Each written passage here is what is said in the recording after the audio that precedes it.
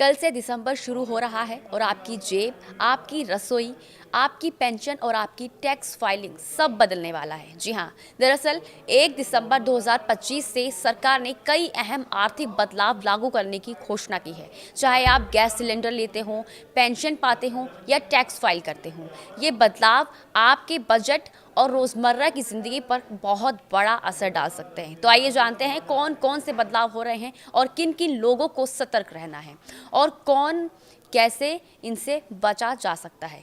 नमस्कार, स्वागत है आपका न्यूज़ 18 के डिजिटल प्लेटफॉर्म पर। मैं हूं आपके साथ ईशा खान। अगर आप या आपके परिवार में कोई भी केंद्र सरकार में कर्मचारी है और अब तक आपने डिसाइड नहीं किया है कि आप एनपीएस रखना चाहते हैं या यूपीएस, तो 30 नवंबर 2025 तक यानी कि आज फैसला करना होगा, क्योंकि 1 दिसंबर के बाद ये मौका बंद हो जाएगा। यानी अगर आपने समय रहते आवेदन नहीं किया तो आपको जो चेंजेस होने वाले हैं, जो आपको चेंजेस मिलने वाले हैं, वो आप नहीं पा पाएंगे। इसलिए यूपीएस लेना चाहने वाले कर्मचारी सिर्फ आज ही इस फॉर्मेलिटी को पूरा कर ले। लाखों पेंशनर्स के लिए लाइफ सर्टिफिकेट जमा करने की आखिरी तारीख आज है, यानी 30 नवंबर। अगर ये समय से नहीं जमा करते हैं तो 1 दिसंबर के बाद आपकी पेंशन रोक दी जा सकती है। भुगतान रुकेगा और फिर से चालू करने में दस्तावेज़ों की फिर से जांच हो सकती है, जिससे देरी भी हो सकती है।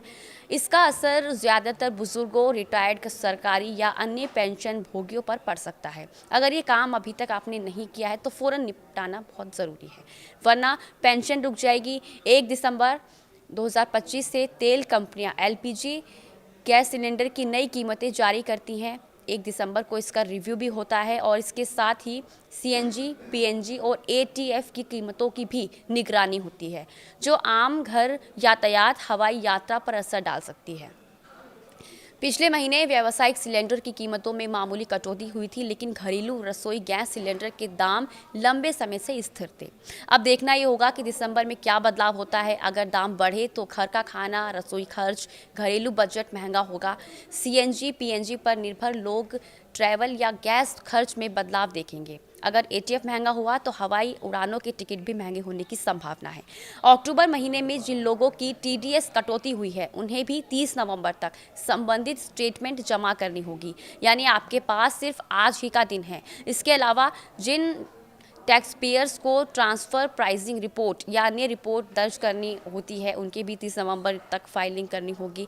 और अगर समय पर फाइल नहीं करते हैं तो पेनल्टी या नोटिस का सामना भी आपको करना पड़ सकता है। और इसका असर व्यवसायियों, फ्रीलांसर, प्रॉपर्टी मालिक जिन्हें टीडीएस कटा है, इन्हें सतर्क रहना होगा। देरी हुई तो पेनल्टी और कानूनी झंझट का सामना भी करना पड़ सकता है।